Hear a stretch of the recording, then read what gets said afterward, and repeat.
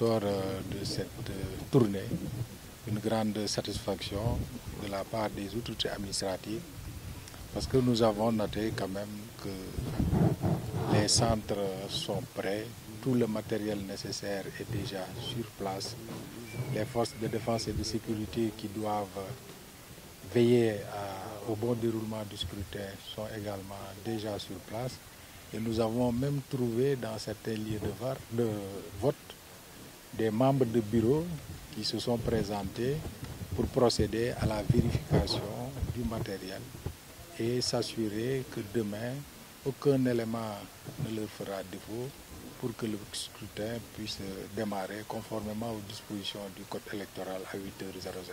Absolument, tout est fait prêt et c'est également le même constat du côté de Oussouye où nous ne sommes pas allés, mais les rapports que le préfet nous a transmis nous font dire que là-bas également toutes les dispositions ont été prises pour que le scrutin se tienne dans d'excellentes conditions demain matin. La région de Ziguinchor, faut-il le rappeler, compte 697 bureaux qui sont répartis dans les trois départements ainsi que les 30 communes qui constituent les circonscriptions électorales. Et en termes d'électeurs, la région compte 308 260 électeurs. Et vous remarquerez quand vous faites une analyse détaillée de cette carte électorale qu'en termes de poids électoral, le département de Bignona arrive en tête, suivi de celui de Ziguinchor et celui de Oussouye boucle la boucle avec un nombre d'électeurs estimé à environ 33 000. Globalement, ce retrait se passe très bien et je voudrais profiter de cette opportunité pour lancer un appel aux derniers électeurs qui n'ont pas encore procédé au retrait de leur carte électeur, de le faire parce que les commissions vont travailler ce jour jusqu'à minuit. Et revenant aux statistiques, ce qu'on a noté, c'est que pour les cartes issues de la révision exceptionnelle des listes électorales de 2023, le taux de retrait est à 65,6%, donc ce qui constitue un taux assez satisfaisant.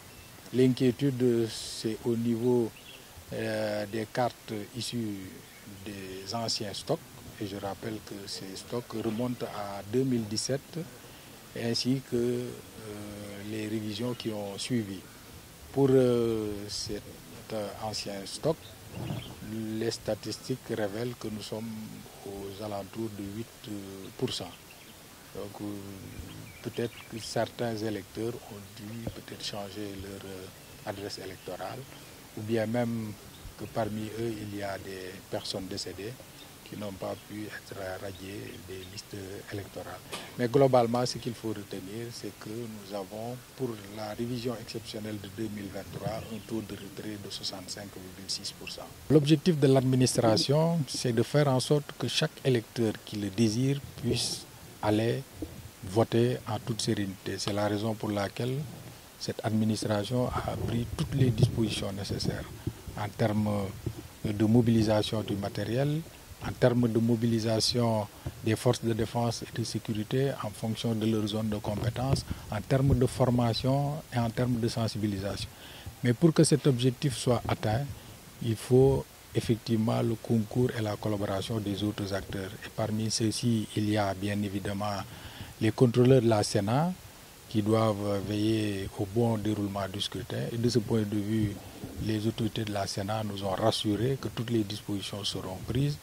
Et d'ailleurs, leurs contrôleurs sont en train d'être projetés sur le terrain. Pour moi, dans une démocratie, le jour de l'élection doit être considéré comme une fête.